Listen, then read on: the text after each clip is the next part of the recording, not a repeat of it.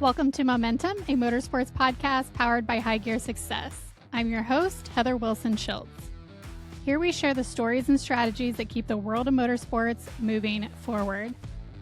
And today's guest is Ted Kettler, host of Motorcycle Men Podcast, Ride with Ted YouTube channel, and author of The Road Most Traveled. So Ted, thank you for joining me. Sure. Thank you for having me. I appreciate it.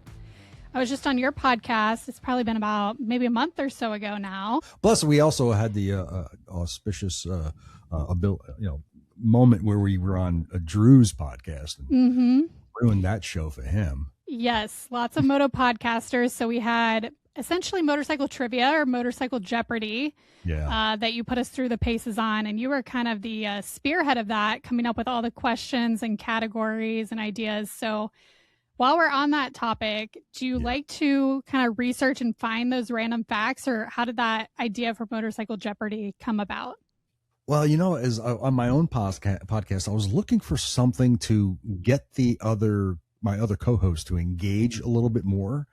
And for a while, we were doing Harley history on the show, and that got some great involvement, and people seemed to like that. So I decided, well, let's expand on that idea, and I decided to go the Jeopardy route. In the early years of doing that, it was horrible. I openly admit it was absolutely abysmal, but eventually I figured out the proper formula, and I started creating the Jeopardy shows. It was 5 categories, 5 rows of, all the numbers, trying to figure everything out. But I did all that research on my own. It took me hours and hours to do all that stuff. But yeah, it was fun. I think that we're, like most people, you're pretty awful when you first start something, but I mean, it's worth starting, right? You can't get better unless you start something. So. Exactly. You got to start from zero and then just work your way up. That's the way it works. And, everybody finds their niche eventually.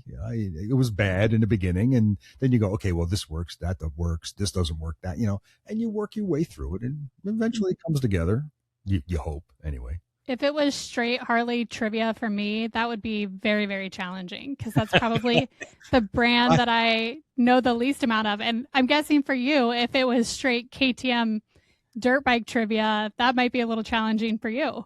Oh my God, it would be horrible. Actually, I have a list here somewhere of all the topics and categories you did not like and that you wanted. One of them was MSRP. You absolutely hated that. Growing up in the industry and working in the industry, there are some definite perks. And so paying MSRP was rare for me. I would say that might change a little bit now that my parents no longer own a dealership. I guess I don't look at prices of stuff that often, like new bikes or new gear. Like I'm kind of a person that once I have something, I keep it for a long time. So I'm not constantly upgrading or buying new. But no, you don't. No.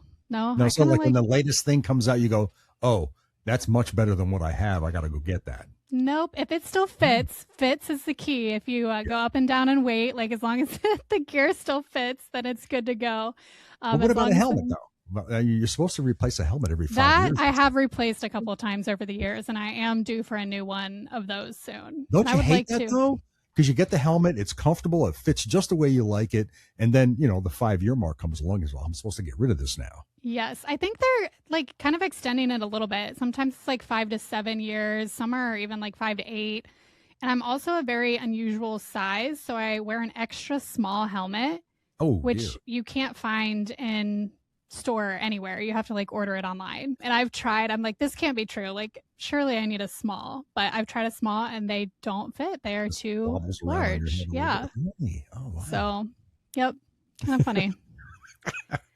I know. I have. I'm a Scorpion guy, and I've had this one Scorpion helmet, the ST 1400. It was a carbon helmet, really lightweight, and I loved it. And then there's like, okay, well, you've had it for 6 years now, and you really should replace it. Okay, fine. So they sent me a new one, and it doesn't feel as good as the original one. Maybe it's because it's broken in. I don't know.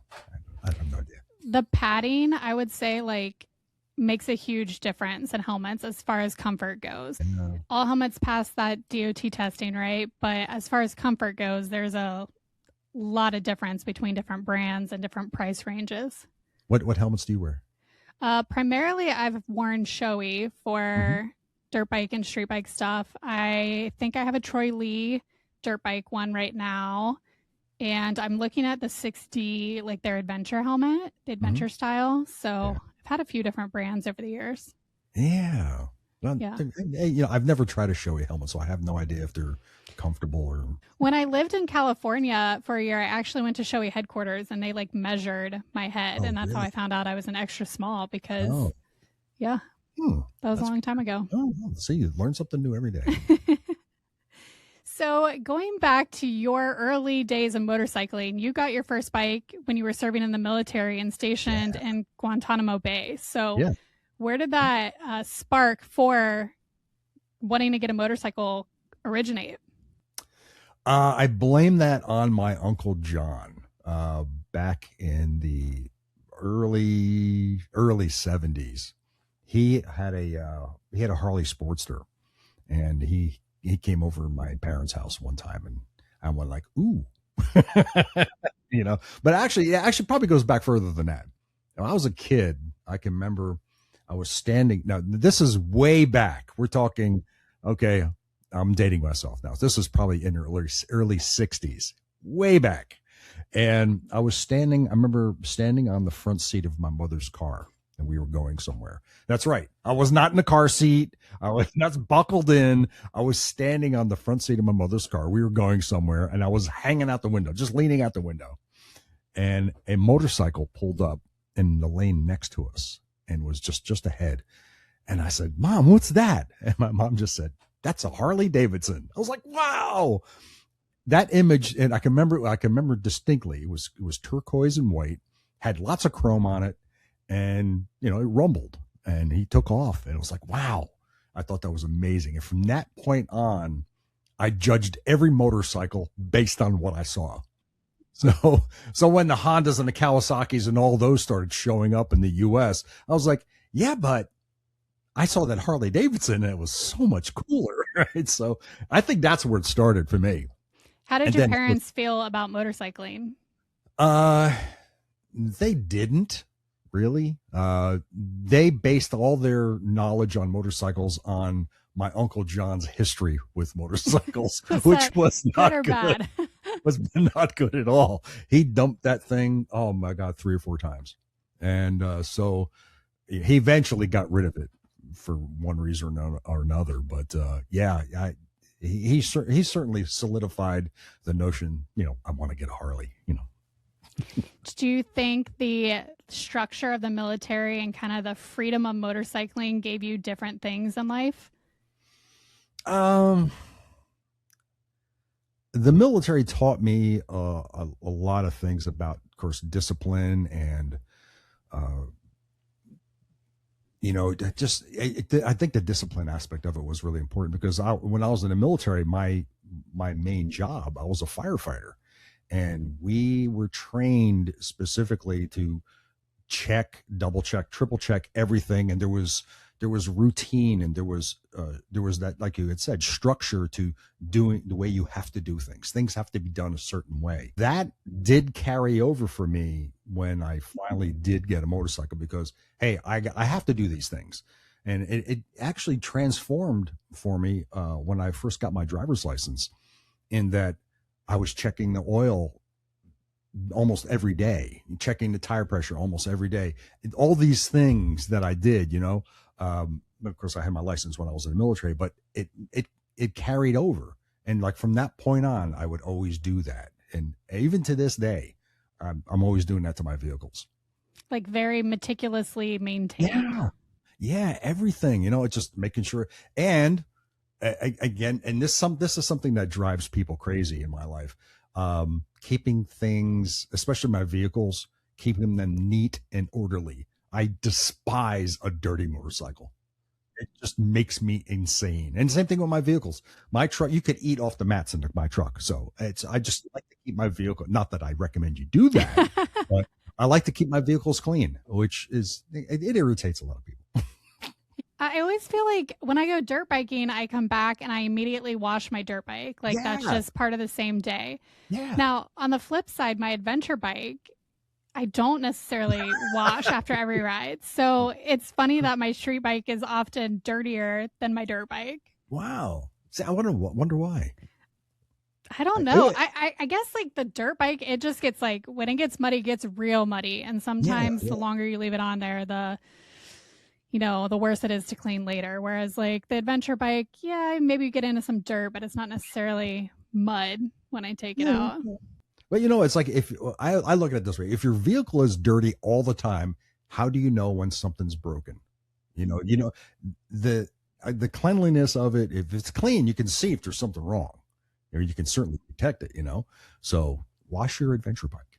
Well, my husband's a mechanic, and his least favorite thing is when he gets suspension and it hasn't been cleaned. It hasn't been washed. They just pulled it off the race machines and sent it in a box. And yeah, real nightmare. So your mechanics, I mean, whether you're doing it yourself or taking it to a dealership or know somebody, appreciate a clean motorcycle. Yeah, absolutely. Oh my gosh. Yeah. So you got the motorcycle. What was your first motorcycle that you bought? Yeah.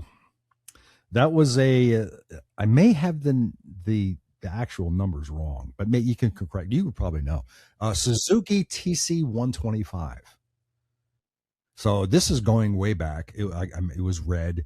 Not that matters or anything like that, but a guy on the base, he was shipping out, and he had the motorcycle on the base, and he says, "Oh, he's selling it." And I'm like, "Oh, really? How much do you want for it?" And he says, $400. I said, "All right," because I wanted to get a motorcycle. So I said, "Okay." So I bought it from him. I knew nothing about motorcycles. Nothing. I knew how to operate the clutch and make it go. That's about it. But I knew nothing about motorcycle maintenance. Nothing. And so that was it. And I didn't have it very long. Well, I would say you're ahead of the game in today's standards because people don't drive manual cars anymore for the most part, right? So they don't even understand the clutch operation. Yeah. So at least you had that going for you versus some of the students today that I teach. That's a whole new concept to unlock. No kidding. Yeah. Oh, geez. Yep. That's not very reassuring. As the I don't know if it's like the nicest way to put it, but as the technology gets better, the people get dumber. And I agree. Yeah, oh, absolutely. Because you just don't have to know as much or like learn different things. Right. I think everybody's first car should always be a manual transmission. You've mastered that for a year, and we'll give you an automatic. I think that's good. Let somebody like that sit in traffic for an hour, that moves along, that creeps along at 5 miles an hour, stop and go, and then put them at a stoplight on a hill. And so many of the motorcycles over the years have gone from carbureted to fuel injected. So that's a piece of technology that people don't know and understand. Now, a lot of the motorcycles are having automatic or e-clutches. So it's every year brings something a little different. Yeah, I'm kind of not a fan of the automatic transmission in a motorcycle. I'm torn because I think you and I are probably more traditionalists. Like we like the feel. It's like part of the feel of riding a motorcycle, like part of the essence of it. Yeah, I'll use one of my most hated words, visceral, because that's what it is. You're interacting with it. When you just get on there, it's kind of like scooter-ish. With a scooter, you just twist on the throttle. You're doing nothing else, and it makes it go. But no, thank you. I'd rather operate the clutch. So after you got that motorcycle, you rode for a while, but then you stepped away for nearly 2 decades and then came back to riding in the early 2000s. So what pulled you back after taking some time off? Well, it wasn't intentional time off. That first motorcycle, that Suzuki, I only had that for seriously, I might have had it 6 months. And then I sold it to another guy. I just wasn't riding it. But after that, after I got out of the Navy and I came back to the States, it was all finances for me then. I had no money. I was broke. I had jobs, but I made just enough to survive. And I had a massive desire to just buy a Sportster, because back in 1985, you could buy a brand new Sportster for $3,500, brand new. And I had this desire that I wanted to buy one and ride across the country. I knew nothing about doing that, but that's what I wanted to do. But I didn't honestly get my motorcycle endorsement until 1987. So when I finally got that, then I said, okay. In fact, I got the gentleman who helped me train. He rode an early Goldwing, one of the first models of Goldwing when they came out, and that was the bike he trained me on. Yeah, yeah, and it was really cool. I just let it go that it was a Honda. I said, okay, whatever. But I got my endorsement. But again, it just came back down to finances. I couldn't get a bike. I couldn't afford to buy one. When I finally did get one, it was a funny experience, and certainly a strange situation. At the time, I was working for this gentleman, and it was a interior design firm. I was their draftsman, artist, whatever you want to call it. But that's what I did for him. And he ordered this is back in the day when if you wanted a Harley Davidson, you had to order it and wait for it to come in. So he ordered a 1994 Sportster, and just about 18 months later, it showed up. And he rarely rode it. I mean, literally, I would go to work. I said, "Hey, you been riding a bike?" I said, "No, it's in the garage. It's got flat tires, And then I'd ask him a couple months later, "How's the bike?" "Oh, the battery's dead. I'm not riding." So this went on for a good 10 years like that. And he brought it to his house in Florida, figuring if he was down in Florida, he would ride it more, and he didn't. So one day I came to work, and he goes to me, how many hours would you work for me for free, and I give you the motorcycle? And so we came up with a deal. And for 18 months, I worked for him for nothing. And at this point, I was working part-time for him. But I worked for 18 months for nothing. And he just gave me the keys for the bike. And then I just had to go pick it up in Delray Beach, Florida. And that was it. And that was my first real motorcycle, a Harley, got my Sportster. And I immediately took it to the Harley dealer and say, whatever's broken, fix it. And they had it for a couple of weeks, and they worked on it, and then got it all back together, and that was it. I had that bike for 10 years. Did he let you ride it while you were working off your time, or you had to wait? No, actually what happened was he says, "Okay, you can have the bike. I'm going to give it to you, and here's the keys and all that, but you got to go get it. You have to come down to Delray Beach, Florida, and pick it up." So I was planning to go to a mountain bike festival on my vacation week in July. And so I said, tell you what, that festival is only 3 days. So what I'll do is I'll leave on Saturday before, drive down to you, pick up the bike, come back, and then go to the mountain bike festival. So that's the way that worked. I had the bike while I was working it off. Yeah. I feel like that's a true test of patience too, from talking about like ordering a bike and waiting 18 months for it to even come in. Like people today would lose their minds you're not kidding. Because they just want to walk in and leave with a bike the same day, right? And then you honestly, and seriously, I think it needs to go back to that.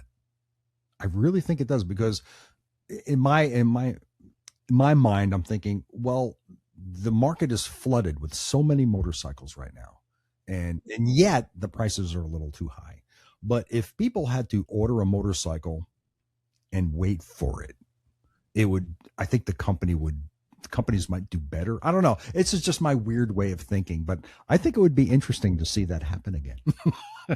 I feel like for me, I'm a person that like researches and thinks about it, and then like researches some more and then thinks about it some more. Like I would have to be so sure that I wanted that bike, right? Because once you order it, it's a long time to wait for something that you better be sure that you want it. I know. Oh my God. I do that with guitars. Oh my goodness. Yeah, it's a crazy hobby. So you had that bike, you said, for 10 years.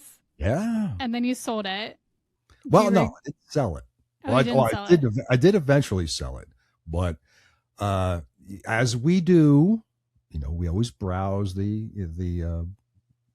Cycle Trader thing and the used motorcycle market. We browse and we look because we're stupid in that way. And I just happened to be looking on, was it Cycle Trader or Chopper Exchange? It might have been one of those two. But I saw current bike, the 2003 Harley-Davidson Heritage Classic, is the anniversary model. And it had these beautiful big spoke wheels, and it just gorgeous. And I was like, so I'm going to go look at it. Once I said I'm going to go look at it, I already knew what was going to happen. Yeah. So, and it was at, oh dear, I forget the name of the dealership. It was in Langhorne, Pennsylvania.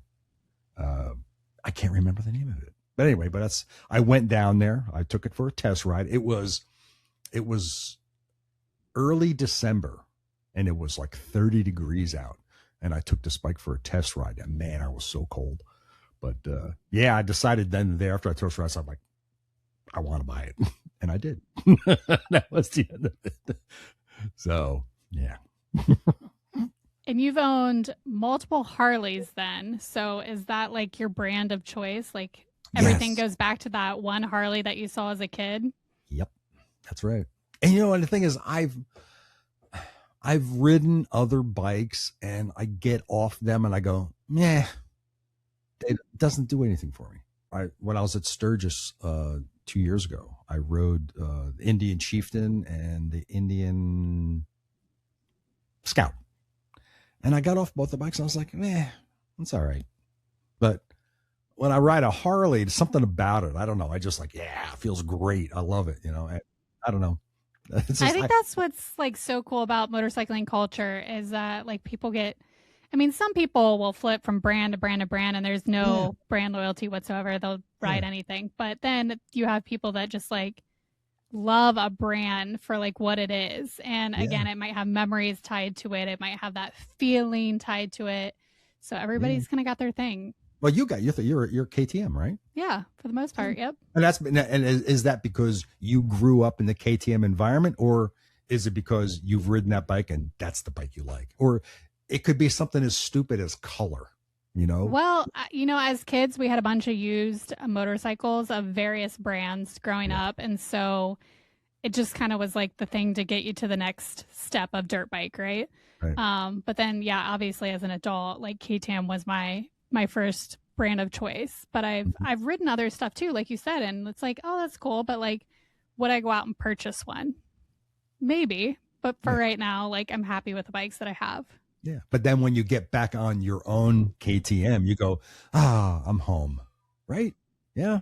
That's the same thing with me. It's like, I've test ridden, put it this way, I've tested ridden every single Harley-Davidson model out there. But when I get on a Heritage, I go, okay, all right, I feel better. It's silly, but because I wonder, what if instead of that turquoise Harley-Davidson that I saw when I was 5 years old, what if it was a red Honda? Would that have done the same thing for me? I don't know. Possibly, yeah. I really honestly don't know. I have no idea. If my uncle drove up in front of my house on a Kawasaki, would I go, wow, cool? I don't think so. I don't know. I remember in high school, kids raving about the KZ1000 and or the Honda CB the CB750. It's like, oh wow, okay. And they're like, what is that? I didn't know what that was. It's a Honda. It's a motorcycle. Okay, what is it though? It's a CB750. What does that mean? I don't know. But when somebody says to me, it's a Harley Electric Glide, I know what they mean. If they say if it's a Heritage Classic, I know what they mean. So I guess it was the combination of letters and numbers that made no sense to me. I guess it's a silly little thing. I don't know. So after all these years of riding, then you started Motorcycle Men podcast. So what inspired you to start a podcast specifically around motorcycling? I'm a cyclist, so I would have my bicycle on an indoor trainer, and I would ride to, yes, it's a fitness thing and just to train and all that.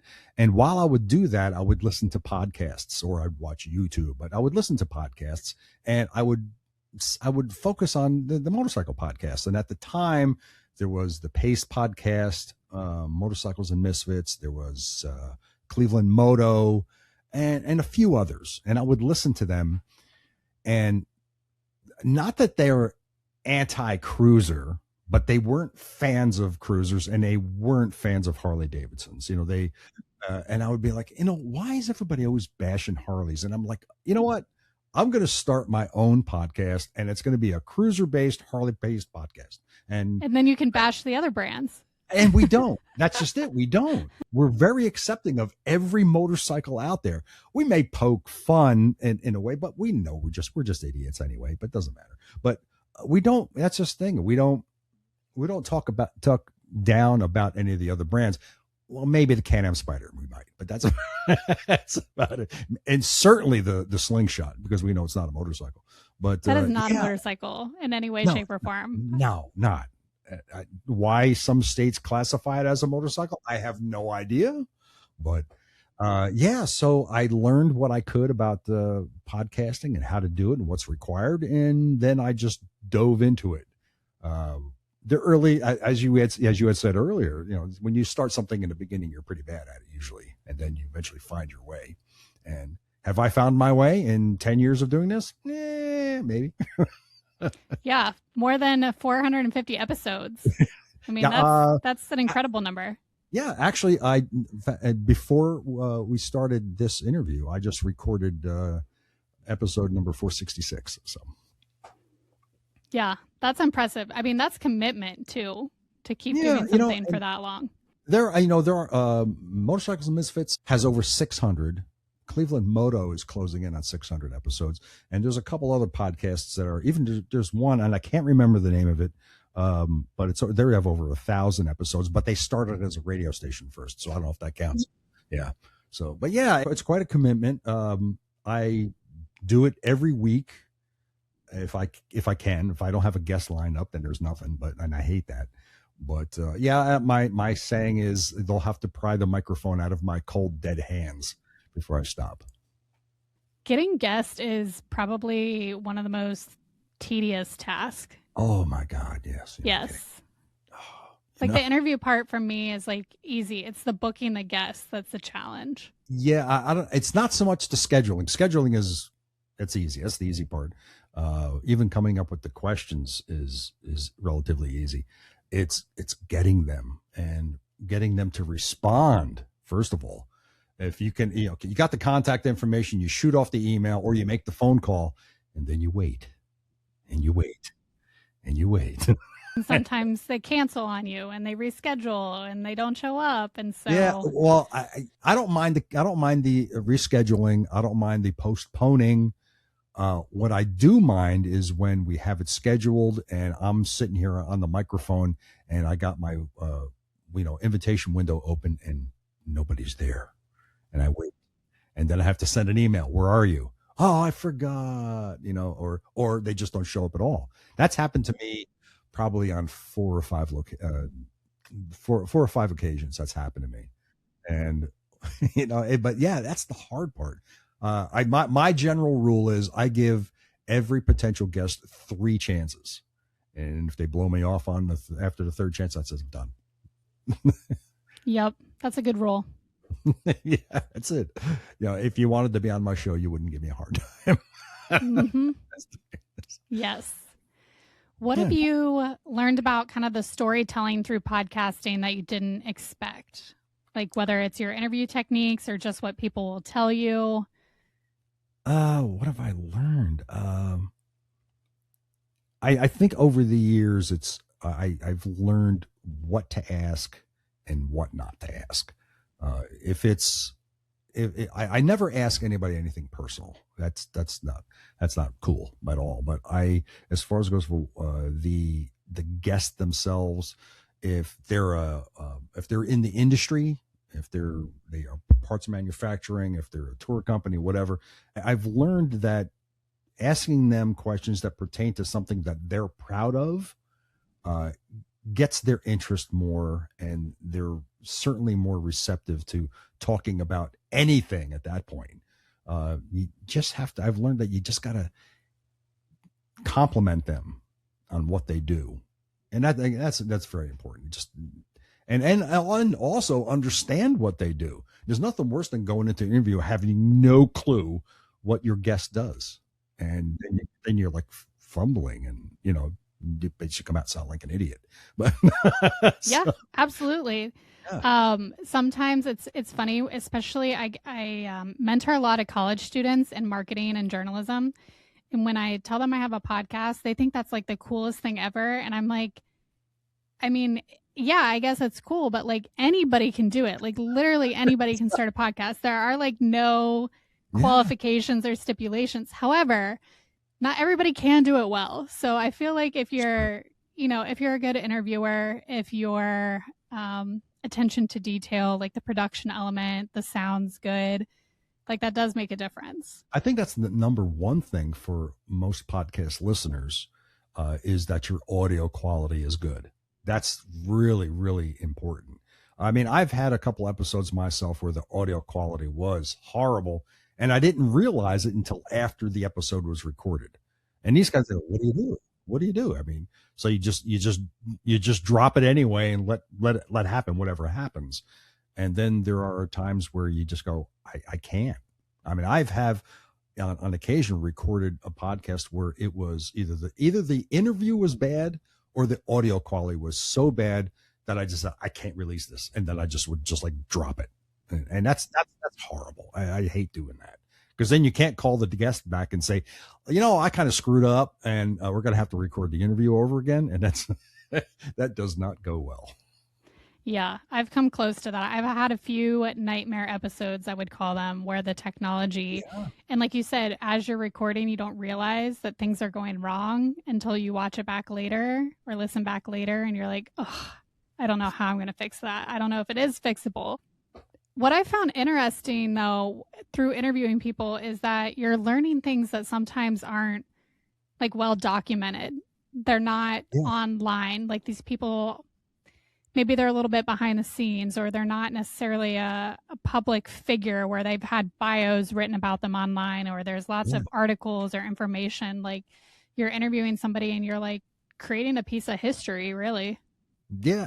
I had recently, probably within the last 2 months, I interviewed a gentleman who was one of the first people to ride a motorcycle around the world. S.C. Sharma was his name. And Ted Simon did his trip around the world in 1973, I believe. This S.C. Sharman rode his motorcycle with 3 other friends around the world in 1972. But the only documented information about that trip was a couple news articles. So it's like I went into this interview with very little information except what I read in these articles. But I was still able to build an interview around that, and I got a lot of information out of it, and it ended up turning out to be a pretty good interview. But yeah, stuff like that, it makes podcasting interesting, and to say the least. You have your good interviews and you have your bad interviews. Have you ever had a really bad interview? You don't have to say any names or anything. Well, I've had some interviews I've been nervous about because they were younger kids, like either kids or teens that were racers. And I was like, I'm not quite sure how this is going to go. And I kind of gave them a little like pre-interview prep, kind of, that confidence boost. Maybe I even gave them the questions a little bit to like practice their answers. But I still wasn't sure if they were going to be like too shy, if they were going to be giving me one-word answers or like one sentence, and then the interview was going to be 5 minutes. They have worked out. So I haven't had any like true nightmare interviews, where they're just like super quiet. I've had people, I think on the flip side, it's harder when people maybe are too talkative and I can't even like jump in to ask the next question, because like for my podcast, I have kind of a timeline that I like to stay within. Yeah. And so sometimes people will just get going and they're almost leading the interview more than I am. So, I prefer when I do an interview, I prefer that I have a guest who is willing to just talk, and then I just gotta like, okay, let's go, just have fun. I don't care how long they want to talk. My longest interview was with Wendy Crockett, and I can't remember her co-writer's name, but they wrote a book about, and it's like the interview went on for almost 2.5 hours. So I had no problem with that. Prior to that, it was Tim James from BDR, and we talked for just over 2 hours. So I had no problem with that because they're fun for me. I enjoy it, and I know it's got to be fun for the listeners. But I think worse is the extremely short interview, the one where you have to. It's like pulling teeth. Yeah, that's a challenge. Now, do you provide? I'm interviewing you now. do you like to provide your guests with questions up front so they know what's coming, or do you just like to or do your guests just say, I don't care, just whatever? I don't. So I will do a lot of research and prep my own questions. And I always throw out the offer to my guest. If there's things you want to talk about, things you don't want to talk about, like let me know ahead of the interview. Because like we said, maybe some things I'm looking online, I'm doing my research. Maybe there's some really cool project that they're working on, but that's not documented anywhere online for me to even be able to ask them about it. So maybe they want me to bring that up and then they'll tell me ahead of time. But a lot of times I don't get questions from people or topics even that they want. It's just me figuring out what to ask them. Yeah, I used to, as a rule, I always used to provide the questions in front just so they knew what was coming. But recently, probably within the last 4 or 5 months or so, I've been going like, you know what? They'll get the questions when I ask them. And it seems to be more fun that way. Yeah. I think sometimes, I know for myself, if I get questions ahead of time, I can sound too rehearsed because I'm like focused on what I'm going to say. Yeah. Whereas like, I need to know the topics that we're going to talk about or what you're going to ask me, that I have information to provide on that. But if it's, my job, like that's kind of second nature. I can roll with most any questions that get asked. Yeah. You know what I started doing recently? I can't even, maybe the last 10 episodes. I threw in at the end when I get to the end of the interview, I hit the guest with 10 rapid fire questions. And that has added a whole new dynamic to the whole interview process, which I really like. I almost feel like I should just do rapid fire questions all the time now. I've not tried that, but I don't know give it a shot. It's fun. Yeah. It really is, because the guest has no idea what's coming. I want to make sure that we talk about your book too. So The Road Most Traveled. What made you decide to write a book, and kind of give us the background or the highlights of this book? I'm I don't want to use the word prolific, but I like to, I write a journal. I write in a journal every day, and I take notes. So when I went on this trip, I rode from New Jersey to the Florida Keys, and I take notes. I took notes only because this way I can put them in my journal, and just this is a thing to remember when I'm old and senile and don't know who I am. So I would take notes, and then it got to the point where I'm going like, there's a lot of information here. And I decided, like, you know what, let me just write about it. And what led up to, I decided that writing just the story of writing about the trip and what I endured and what I went through wasn't enough. I also had to lead up to that, repairing the motorcycle, because the bike was for almost, I guess, about 6 months, the bike was down. It was on a lift because it had an engine issue that I had to fix, and I couldn't afford to do it. So I had to learn how to do it myself. So I added that to the book. I wrote about that. But I felt the need to, because you never hear about so much domestic travel in books. You hear about, well, we took this adventure here, right here, or this country, that country, and this. Okay, well, nobody really writes too much about. There are a few books out there, but nobody writes about that interstate travel they did from point A to point B and what they went through to get there. So I thought, hey, but let's just turn this into a book. And I'm kind of wordy anyway, so that helped. Yeah. But cool. Yeah. I'm going to add that to my reading list. Do you have an audiobook version of that? Yes, there is an audiobook version, 14 hours worth. So yes, that was fun to do. Since I do this anyway, it was easy for me to do. I like when books are like narrated by the person that wrote them. Like, I think that's so cool. Yeah, absolutely. So let's tell people where they can follow along with you, your podcast, your book, and everything that you're working on going forward. Okay. The podcast can be heard on iTunes, Buzzsprout, and pretty much any streaming platform that's out there. You can also go to the website, which is motomenpc.com, and there are links directly to the podcast host, which is Buzzsprout, and that's where it's on right now. With regard to the my YouTube channel, which is Ride with Ted, just look up Ride with Ted, and basically I just document any trips that I may have done, any rides I may do, any repairs. I do some product reviews on there. I just do it mostly for fun. With regard to the book is available on Amazon and any other online reseller you can get books from, and of course it's available on Audible. Perfect. And I will provide all those links in the show notes for easy access for all of our listeners. Well, Ted, thank you for joining me, and thanks to everybody for tuning in to Momentum. This has been a production of High Gear Success.